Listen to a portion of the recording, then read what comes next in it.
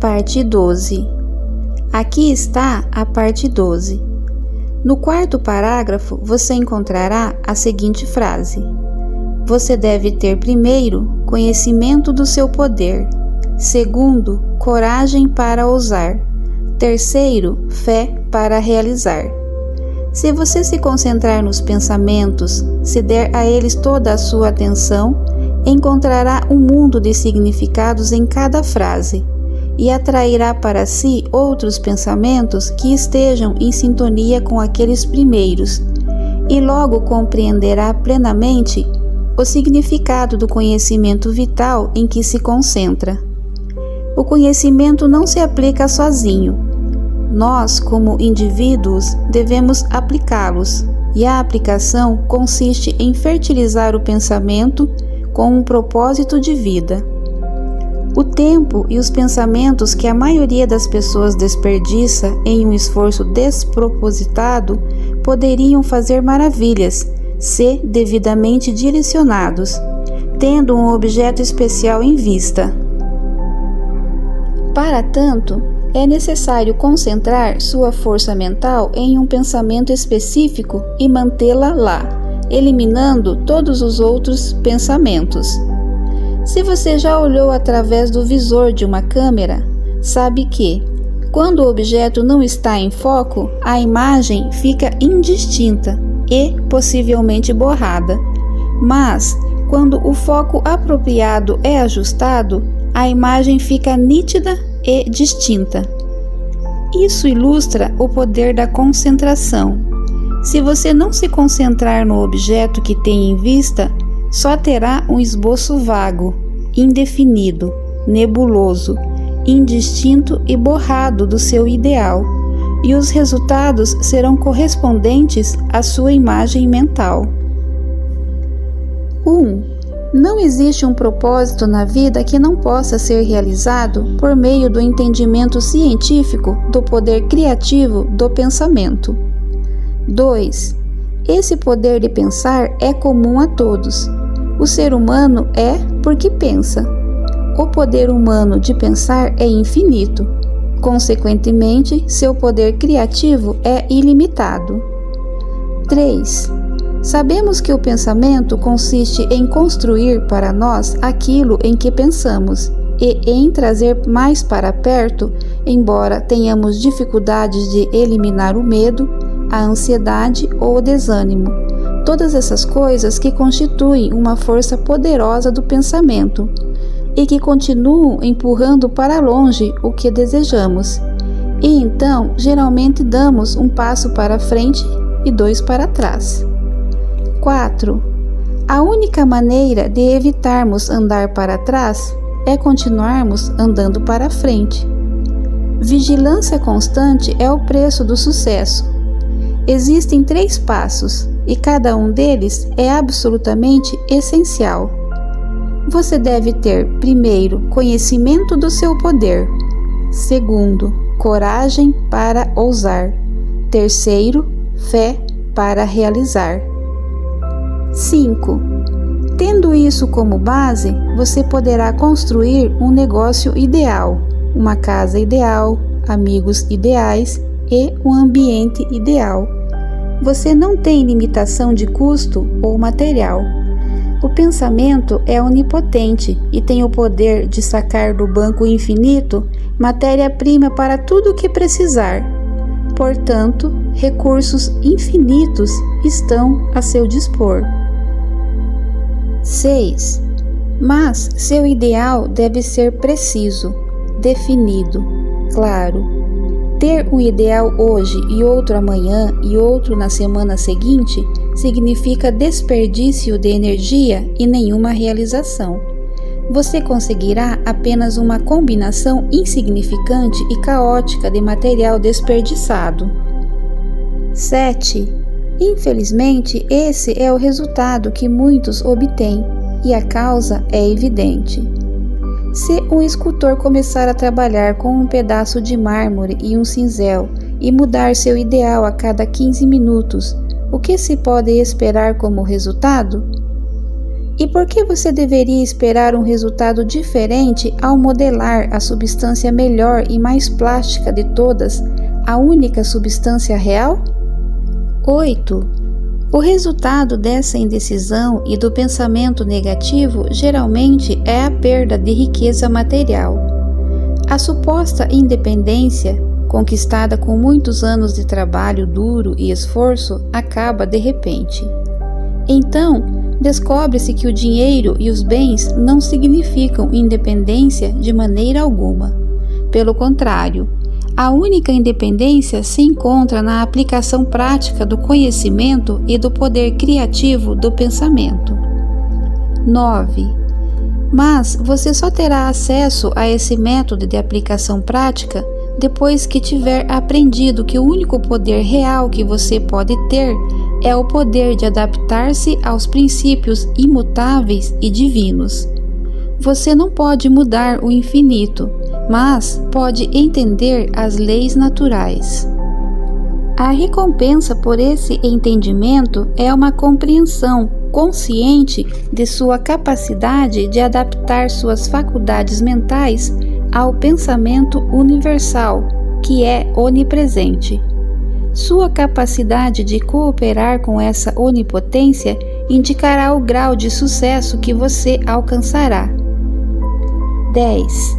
O poder do pensamento tem muitas falsificações que são mais ou menos fascinantes, mas seus resultados são prejudiciais em vez de proveitosos.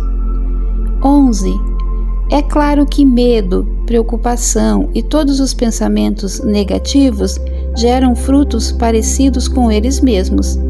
Aqueles que cultivarem pensamentos desse tipo inevitavelmente colherão o que plantaram. 12. Mais uma vez, há os caçadores de fenômenos paranormais que se empanturram com as chamadas provas e demonstrações obtidas em sessões de materialização. Eles abrem suas portas mentais e mergulham nas correntes mais perigosas do mundo psíquico. Eles parecem não entender que é a capacidade de se tornarem negativos, receptivos e passivos e, portanto, de perderem toda a sua energia vital que os permite atrair essas formas de pensamento vibratório. 13. Há ainda os adoradores hindus, que veem no fenômeno da materialização realizado pelos chamados adeptos uma fonte de poder, esquecendo-se ou jamais se dando conta de que, assim que a vontade é retirada, as formas secam e as forças vibratórias que são feitos se esvaem. 14. A telepatia ou transferência de pensamento já recebeu bastante atenção, mas como exige um estado mental negativo por parte do receptor, a prática é nociva. É possível enviar um pensamento com a intenção de ver ou ouvir, mas ele trará uma punição juntamente com a inversão do princípio envolvido. 15. Em muitos casos, o hipnotismo é certamente perigoso, tanto para o hipnotizado quanto para o hipnotizador. Ninguém familiarizado com as leis que regem o mundo mental cogitaria tentar dominar a vontade alheia, porque, ao fazê-lo, estaria gradualmente, mas com certeza, abrindo mão do seu próprio poder. 16. Todas essas perversões representam uma satisfação temporária e, para alguns, uma enorme fascinação.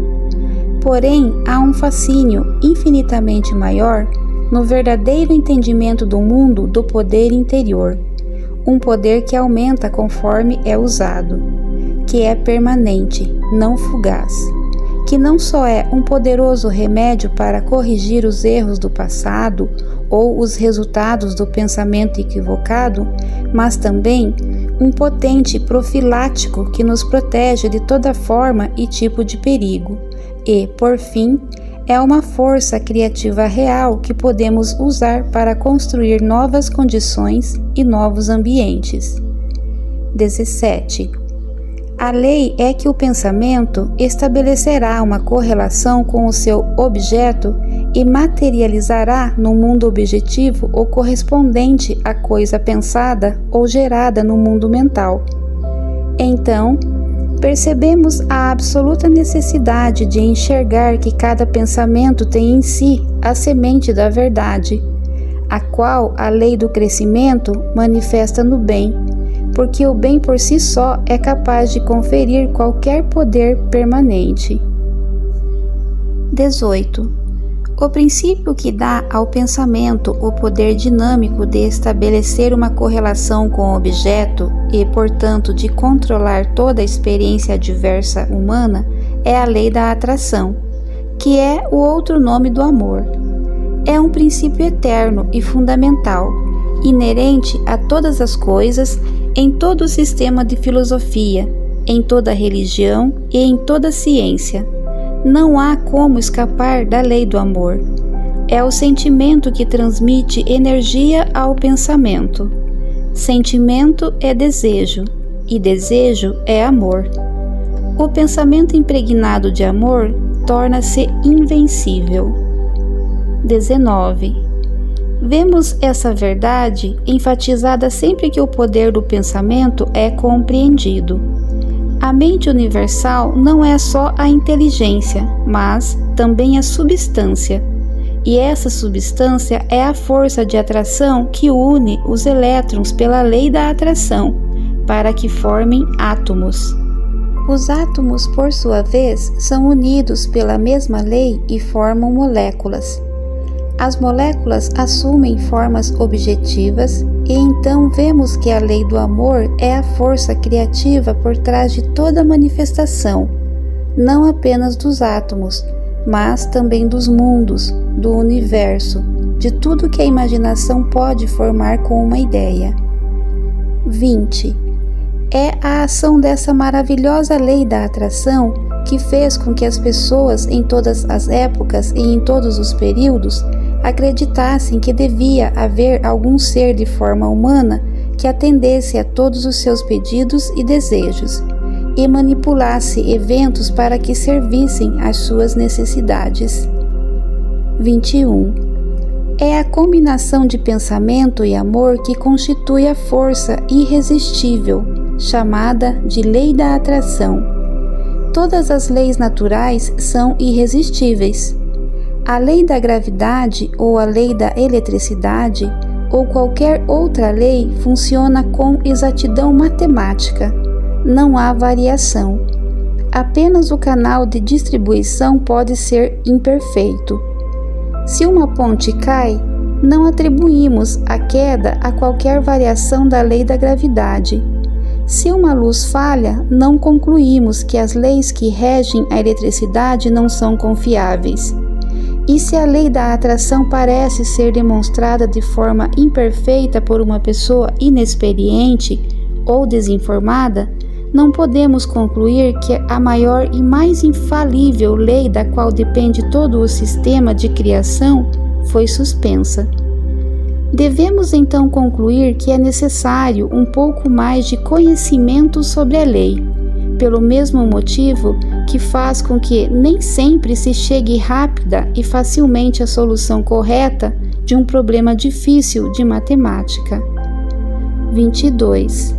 As coisas são criadas no mundo mental ou espiritual antes de surgirem em uma ação ou acontecimento do mundo exterior.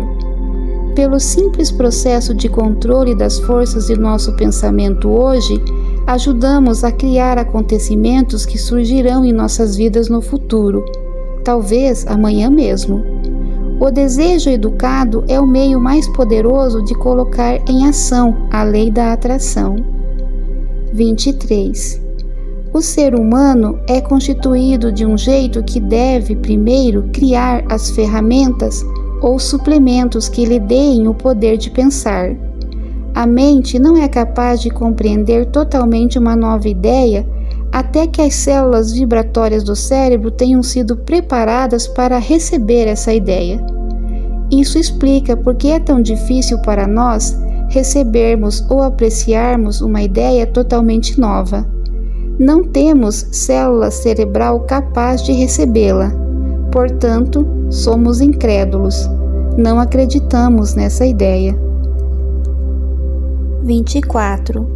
Por isso, se você não estiver familiarizado com a onipotência da lei da atração e com o método científico que permite colocar essa lei em ação, ou se não conhecer as possibilidades ilimitadas que essa lei coloca à disposição daqueles capazes de tirar vantagens dos recursos oferecidos por ela, comece agora a criar as células cerebrais necessárias para que seja capaz de compreender os poderes ilimitados que podem ser seus por meio da colaboração com a lei natural.